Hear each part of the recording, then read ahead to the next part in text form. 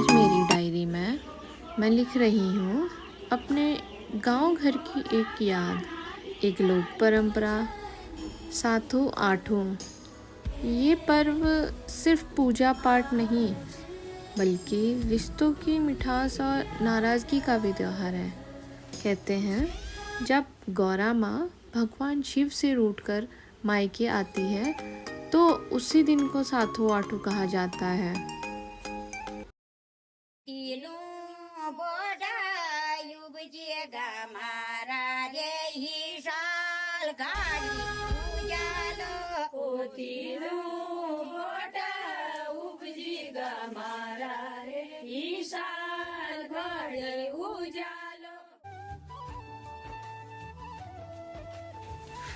गांव की वो याद आज भी ताज़ा है। जब सातों आठों का दिन आता था तो हम बच्चों का मन पढ़ाई में कहाँ लगता।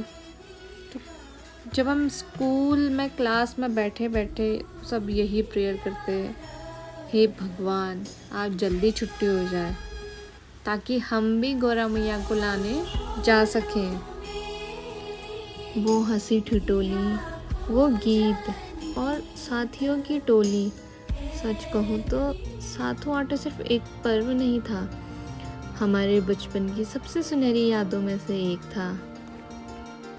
गांव की औरतें 2 दिन का व्रत रखती है और गले में लाल धागा और हाथ में पीला धागा बांधती है, जिसे हमारी पहाड़ी भाषा में दुग्धा कहते हैं।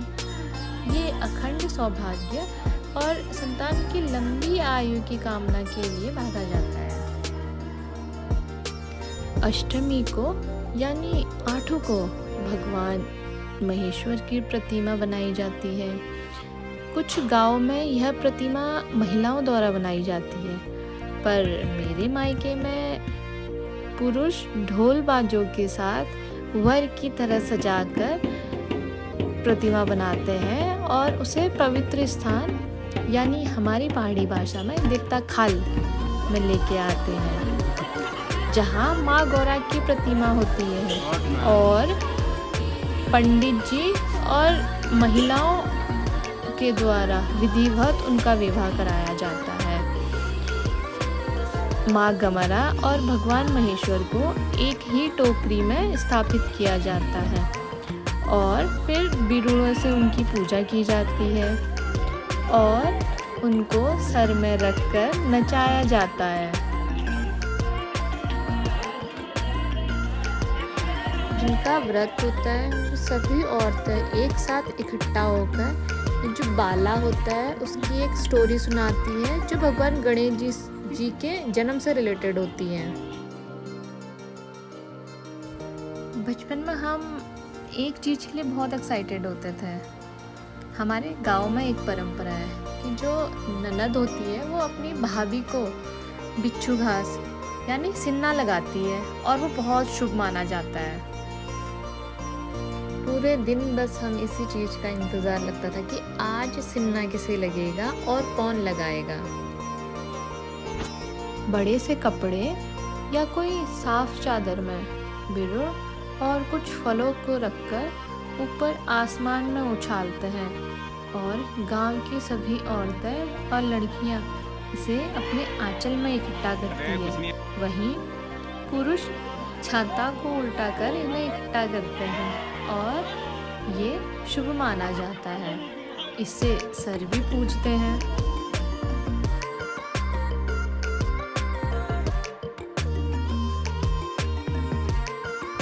कुछ दिन बाद विदाई जैसा समारोह होता है, जहाँ गंवारा दीदी को उसके मायके से और जमाई महेश को उसके ससुराल से विदा करते हैं। मेरे मायके में ये और ख़ास तरह से मनाया जाता है। यहाँ सभी देवी देवता अवतरित होते हैं और माँ गौरा के विदाई समारोह में सम्मिलित होते हैं और अपना आशीर्वाद पूरे गांव को देके जाते हैं।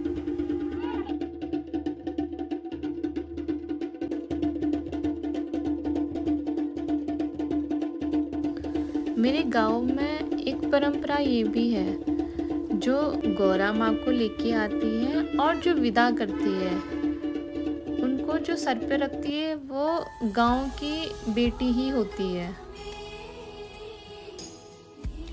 कहते हैं जिनके सिर पर गौरा माँ बैठती है वो सच में बहुत किस्मत वाली होती है। सब मानते हैं कि माँ खुद उन्हें अपना आशीर्वाद देती है, लेकिन ये आसान काम नहीं होता।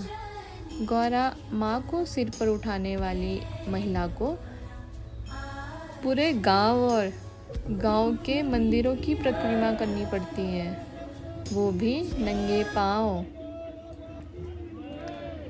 सर पे माँ की प्रतिमा को संभाल कर कदम कदम पर भजन गाते हुए वो गांव भर की गलियां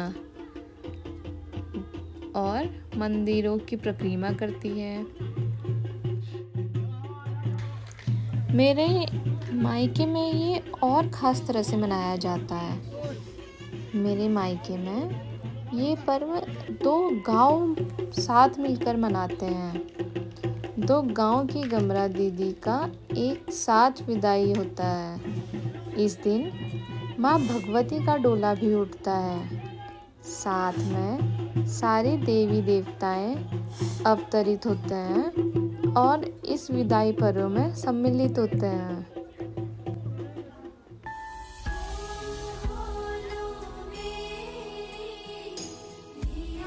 महिलाओं की टोली लोकगीत गाते हुए माँ गौरा को विदा करती है। हर मंदिर में एक पारंपरिक रूप से परिक्रमा होती है। यह संपूर्ण और श्रद्धा की प्रक्रिया होती है। कहते हैं यह परिक्रमा माँ की कृपा का चक्र है। जहाँ जहाँ डोला जाता है वहाँ वहाँ आशीर्वाद बरसता है। गांव की गलियों से होकर, खेतों के रास्तों से और हर मंदिर में डोला धीरे धीरे अपनी यात्रा पूरी करता है।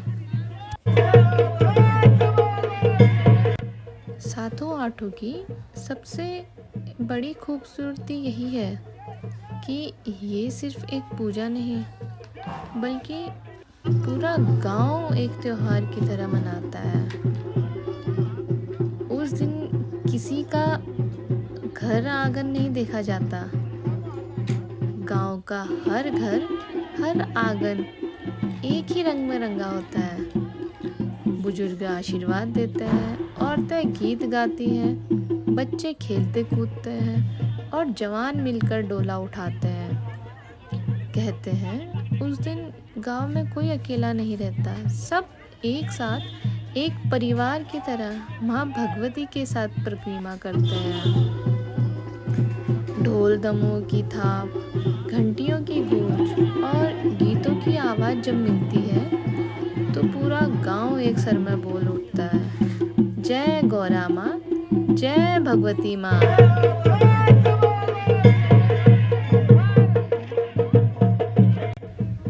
गांव के हर मंदिर की परिक्रमा कर धीरे धीरे माँ गौरा की विदाई यात्रा पूरी होती है।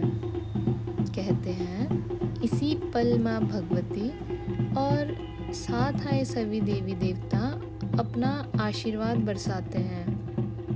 घर घर सुख शांति, खेत खलियानों में भरपूर फसल और बच्चों के जीवन में खुशहाली देते हैं।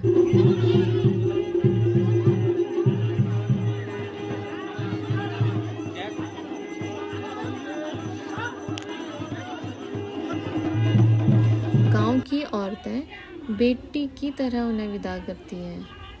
गीतों में उनकी यादें गाती हैं। माँ जल्दी लौट आना, अगले साल सातों आठों पर हमारे घर आना। पर विदाई के साथ ही गांव की स्त्रियां अपने पारंपरिक खेल भी शुरू कर देती हैं। इस पन्ने में बस इतना ही माँ गौरा की विदाई की यादें गांव का उत्सव और उनके आशीर्वाद की छाया। डायरी बंद कर रही हूँ पर मन में यही दुआ है। माँ गौरा अगली सातों आटू पर फिर लौटे, फिर आंगन में वही रौनक भरे।